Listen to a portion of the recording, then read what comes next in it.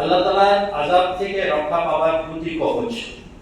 নম্বর 1, হযরত মুহাম্মদ সাল্লাল্লাহু আলাইহি ওয়াসাল্লামের সান্নিধ্য, সাহায্য। নম্বর 2, সারাক্ষণ ইস্তেগফারে রত থাকা।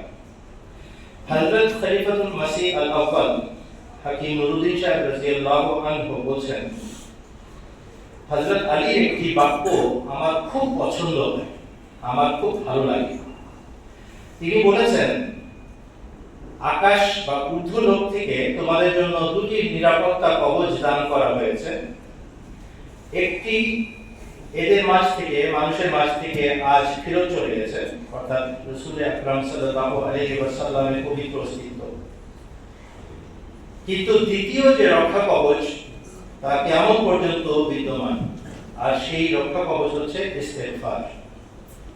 মা কানা আল্লাহু মুআযযিবাহুম ওয়া হুম ইস্তাগফিরুন, সূরা আনফাল আয়াত নম্বর 34।